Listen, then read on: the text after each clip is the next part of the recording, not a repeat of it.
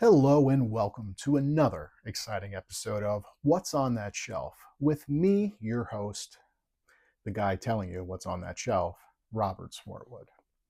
Today on that shelf, we have A Prayer for the Dying by Stewart O'Nan. This is Stewart O'Nan's fifth novel, published in 1999 by Henry Holt. It's a short novel, just under 200 pages, though I don't think it's his shortest novel to date. I would say that's probably Last Night at the Lobster, which is another great novel. But what is A Prayer for the Dying about? Well, set in Friendship, Wisconsin, just after the Civil War, A Prayer for the Dying tells of a horrible epidemic that is suddenly and gruesomely killing the town's residents and setting off a terrifying paranoia.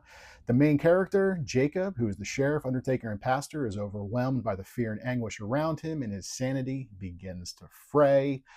Dennis Lee Hayne calls this a new masterpiece of American literature. Entertainment Weekly said it's a small, gruesome literary gem.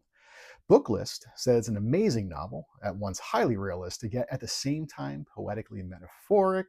Now, this was also a New York Times Review notable book of the year, but for me, the thing that sticks out besides just the story and the characters and everything else is that the entire novel is written in second person. Now, there have been other novels written in the past, written in second person, most notably Bright Lights, Big City by Jay McInerney. And even more recently, there have been a lot of thrillers that have been utilizing second person. The Quiet Tenant, the main character, all those chapters are written in second person. The Locked Ward, it's basically two different narrators. One of those narrators is all second person.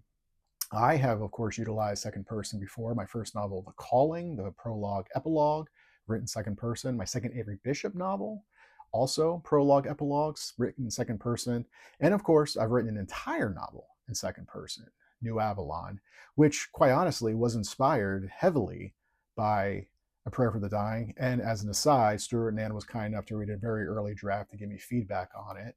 And I believe he even blurbed it. So thank you, Stewart.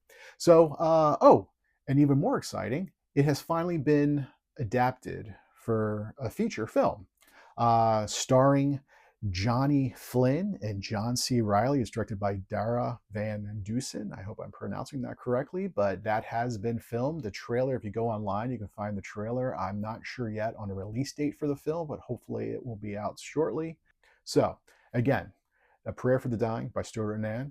That's the book on the shelf this time. What will be on the shelf next time? Tune in to find out.